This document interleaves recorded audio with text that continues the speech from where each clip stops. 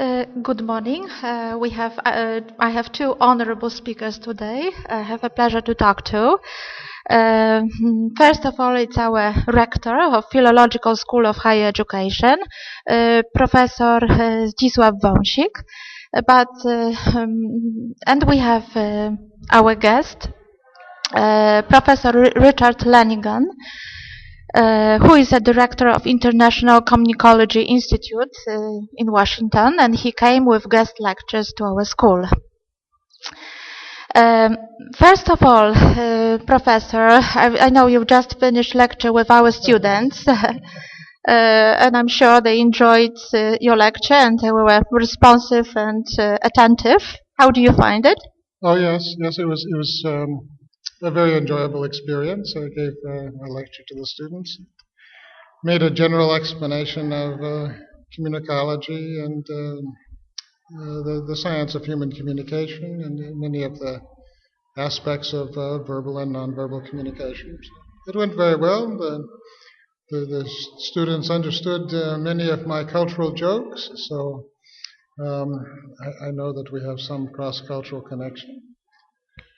Would you be so kind and shortly characterize the term Komunikologia? What is Komunikology about?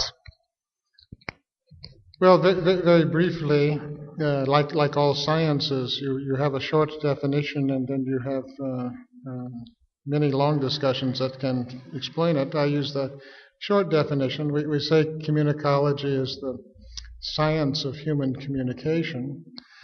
And by this we mean that we are concerned with all levels of communication, from consciousness in the individual, intrapersonal communication, up to conversations between people, which is interpersonal communication, and then the social level of communication that exists in most societies, and then finally at the cultural level, one culture in contact with another.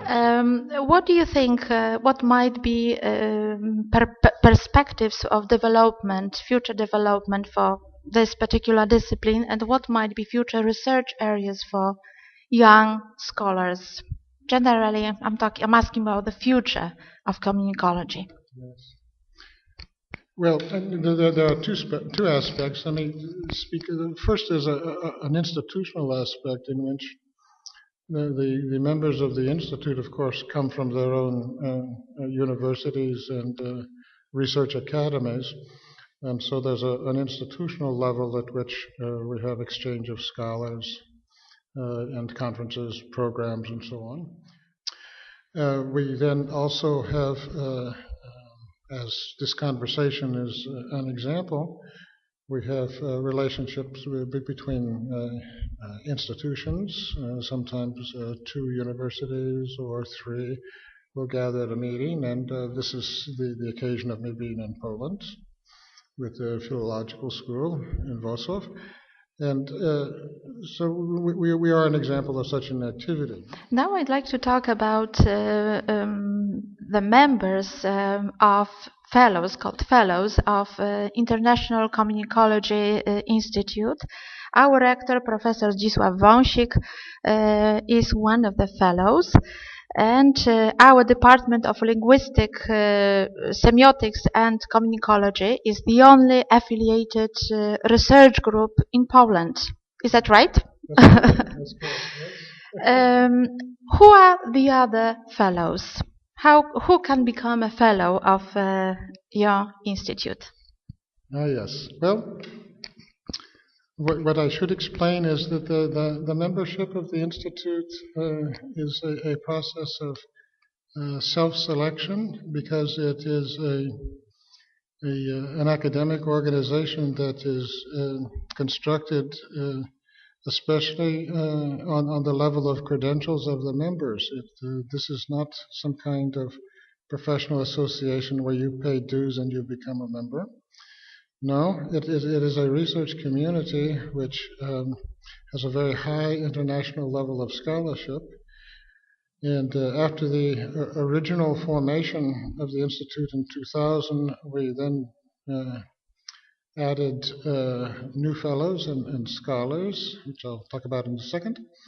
on the basis of nomination. So what we basically, the membership is a process of recognition for scholarship where scholars nominate other scholars. And we have various mechanisms by which an election is held among the fellows to certify that the group agrees that such individuals are of extremely high quality. So I should say that as we become more sensitive to the size of our working group, the more difficult it is to become a fellow. There are fewer and fewer places. And so this, of course, has the social consequence of increasing the prestige of being named a fellow like Professor Wąsik. Dear Professor, we know that this is your first visit to Poland, and let me ask you about your impressions. And we hope that they haven't been affected strongly by this weather. Really miserable these days. No.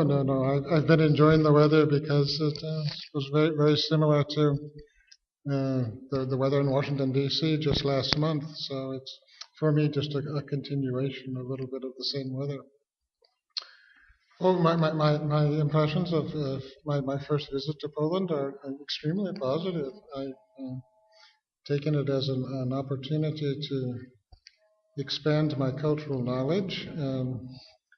Even though culture is part of my academic concerns, I have a personal interest in the study of cultures and travel. Poland becomes one more example in my repertoire of examples of intercultural communication. So for me, this is a major benefit. One of the things that I take great pride in is trying to visit as many new countries as I can. And so at the moment, my delight is to be in Poland. We hope you enjoy the rest of your stay in Wrocław, in Poland, and we hope to see you at our school again. Oh, I shall be back. Yes. You are very much welcome.